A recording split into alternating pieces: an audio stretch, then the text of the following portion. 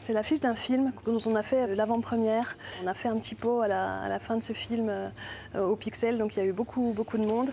Ça me rappelle des bons souvenirs et ça me fait dire qu'on a fait un chouette boulot, quoi. Anne-Lise Pilet a mis toute son énergie à la création de ce bar-restaurant associatif. Depuis août 2018, le lieu participe à la vie du quartier de la Cité des Arts en plein cœur de Besançon. Mais dans quelques heures, il fermera définitivement ses portes, car Anne-Lise a d'autres projets. C'est la fin donc d'une aventure collective. L'objectif premier de l'association La Furieuse, c'était de créer de la mixité sociale. C'est-à-dire de faire que dans un même lieu se rencontrent des gens qui ne se seraient pas croisés dans d'autres occasions.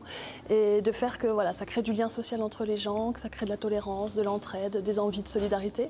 Et puis après, ça a évolué vers d'autres problématiques. Et puis celle du féminisme et celle de la question LGBTQIA+, effectivement, est un de nos combats aujourd'hui. Ouais, donc ça fait partie de nous. Avec des bénévoles, 3 salariés font vivre le Pixel jusqu'au dernier moment. Tenez, Madame Jacqueline.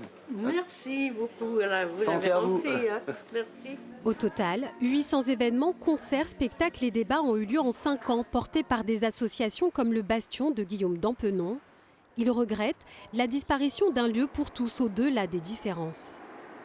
C'est sûr que la fermeture du Pixel va créer un grand vide.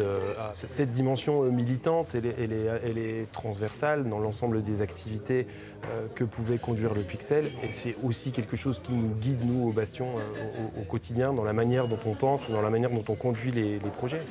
Toutes ces années, le Pixel aura rimé avec tolérance et solidarité. Les membres de l'association La Furieuse espèrent que l'esprit du lieu trouvera un écho dans de nouveaux projets.